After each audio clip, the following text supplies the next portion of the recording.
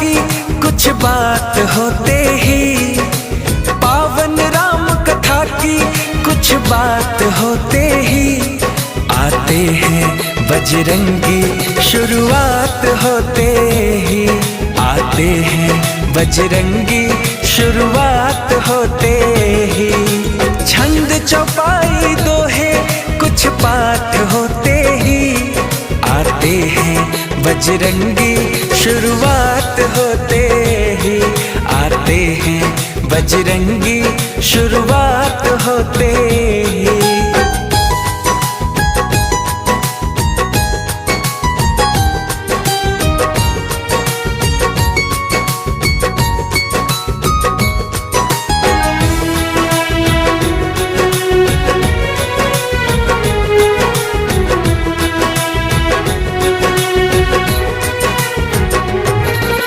भक्तों के हृदय में बसकर मस्त मगन हो जाते हैं, श्री राम की चर्चा सुनकर सुध बुध वो खो जाते हैं।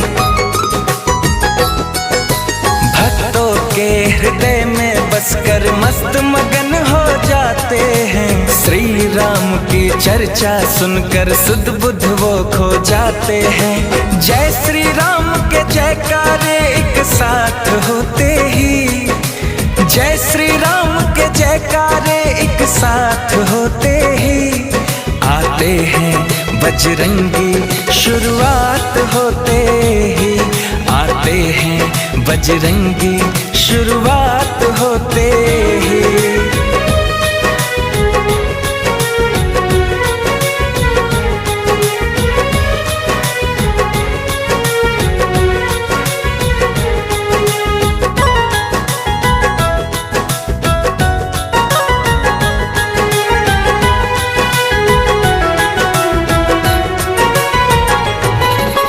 लगता है पहरे देते हैं घूम घूम के हवाओं में, हनु का होना लगता है धरती पर दसों दिशाओं में।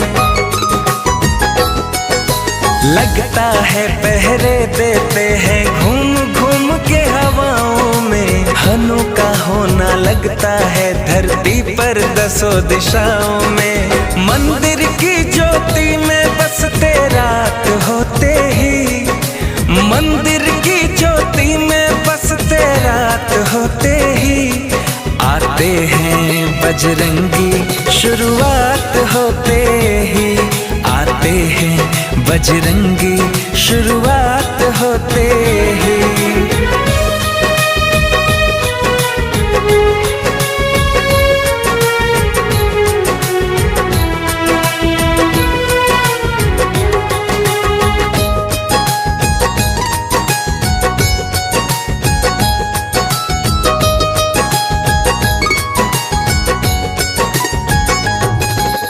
अनुपम कीर्ति है इनकी, श्री राम जी के दुलारे हैं, रोम रोम में राम है इनके, राम के ही गुण सारे हैं।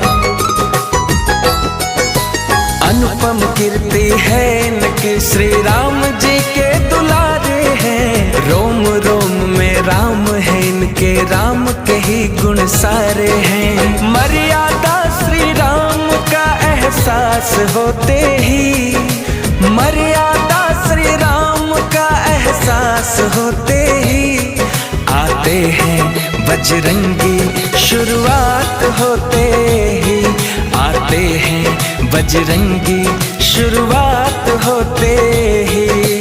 पावन राम कथा की कुछ बात होते ही, पावन राम कथा की कुछ बात होते ही, आते हैं बजरंगी शुरुआत होते ही, आते हैं बजरंगी शुरुआत होते ही।